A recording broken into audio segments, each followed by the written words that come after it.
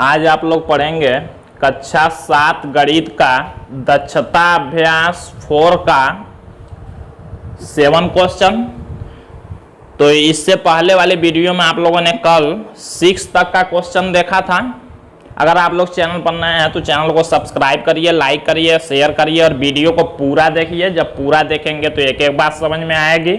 अगर इससे पहले का चैप्टर आप लोग नहीं पढ़े हैं तो उसको भी हमने पहला, दूसरा, तीसरा और चौथा जो भी चैप्टर है उसको सबको हमने पढ़ा दिया। तो उस वीडियो को आप लोग देखिए और घर बैठे इस लॉकडाउन में आसानी से आप लोग पढ़ाई कर सकते हैं। और एक बात ये आप लोगों को बताना है कि कल से हम इंग्लिश का भी क्लास शुरू करने वाले हैं।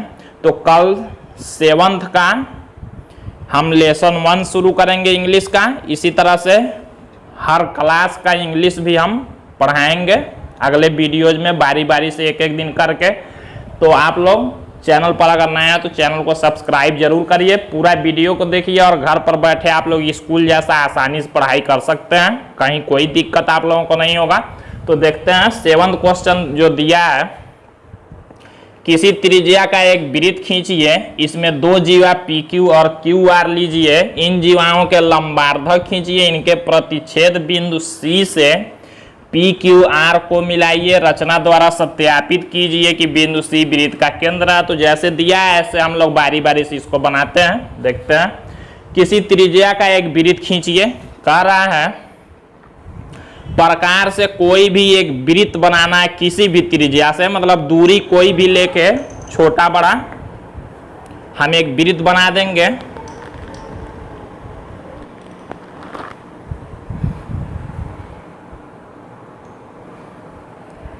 तो देखिए हमने प्रकार में कोई भी दूरी लेकर और एक वृत्त बना दिया।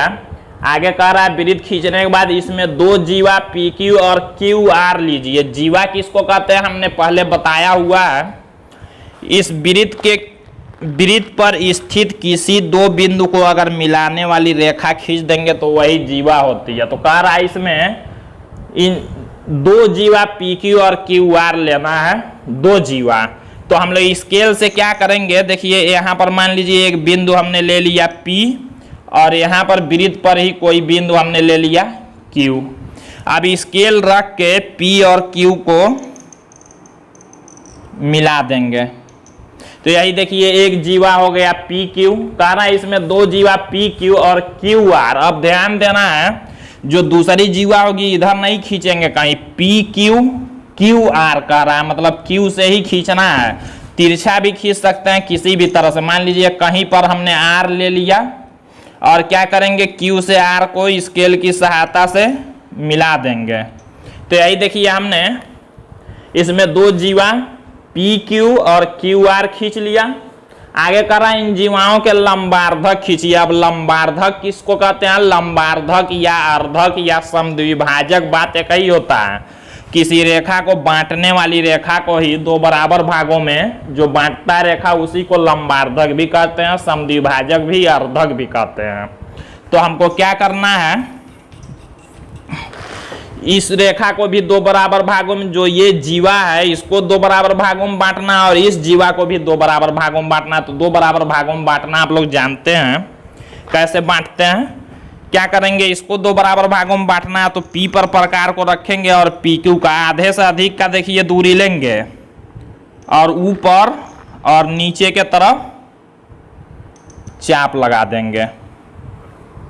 P पर प्रकार को रखेंगे, दूरी आधे से अधिक का लेंगे इसका और ऊपर नीचे चाप लगाएंगे उसी दूरी से, घटाना बढ़ाना नहीं है। अब Q पर रख के इस पहले वाले चाप को काट देना है ऊपर और नीचे।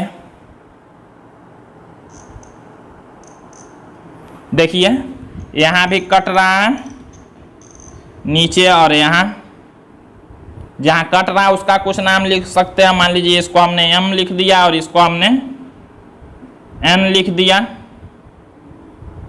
क्या करेंगे, 2 बराबर भागों में बांटना था इसको, तो 2 बराबर भागों में बांटते हुए एक रेखा खींचेंगे।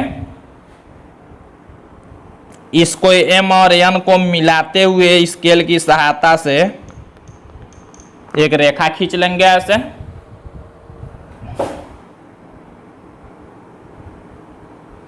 अब देखिए क्या करना है, क्यू आर को भी दो बराबर भागों में बांटना है। तो इसमें भी क्या करेंगे, ऐसे ही क्यू पर रखेंगे, क्यू आर का आधे से अधिक दूरी लेंगे यहाँ दोनों तरफ और यहाँ चाप लगा देंगे।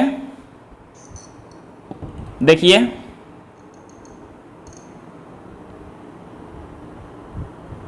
क्यू आर को दो बराबर भागों में बांटना, तो हमने क्या किया, क्यू पर प्रकार को रखा और आधे से अधिक क्यू आर का दूरी लेकर चाप लगाया। अब उसी दूरी से आर पर रख के इन दोनों चापों को काट देना है। यहां पर भी रख के काट देंगे, मान लीजिए ऐसे कट रहा है। अब जहां कट रहा है इसको कुछ नाम लिख देते हैं, मान लीजिए इसका हमने ए लिख दिया और इसका हमने बी लिख दिया। तो ए को बी से मिलाते हुए एक रेखा खींचेंगे ऐसे,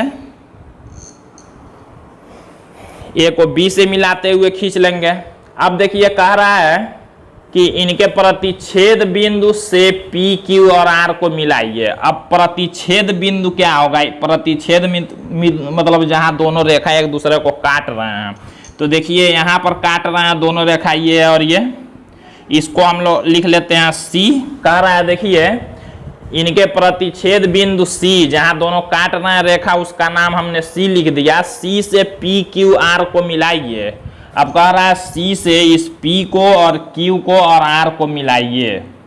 तो हम लोग मिला लेते हैं इस सी से पी को स्केल से, सी से क्यू को और सी से आर को, ऐसे हमने मिला लिया। मिलाइए, रचना द्वारा सत्यापित कीजिए कि बिंदु सी वृत्त का केंद्र। कह रहा है सत्यापित करना है कि ये जो सी है बिंदु यहाँ बीच का, ये वृत्त का केंद्र है। केंद्र मतलब जहां से वृत्त बनता है।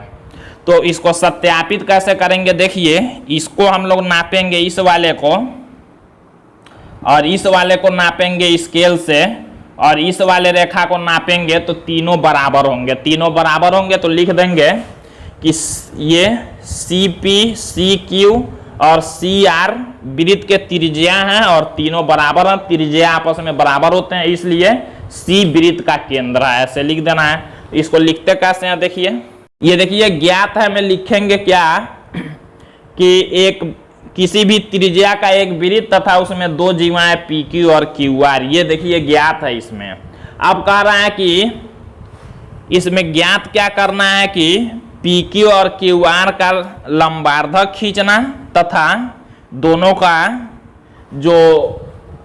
का देखिए प्रतिच्छेद बिंदु सी है उसको केंद्र है कि नहीं ये ज्ञात करना। तो इसको रचना करनी है में लिखेंगे और रचना के चरण में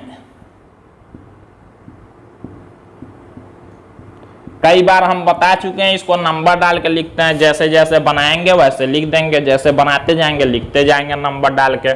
लास्ट में लिख देंगे, पूछ रहा है कि रचना द्वारा सत्यापित कीजिए, तो लास्ट नंबर लिखेंगे क्या, सी पी सी क्यू और सी से आर तक दूरी नापने पर तीनों दूरियां बराबर हैं इसलिए, और ये तीनों त्रिज्या हैं इसलिए सी वृत्त का केंद्र है। इतना जरूर लिखें।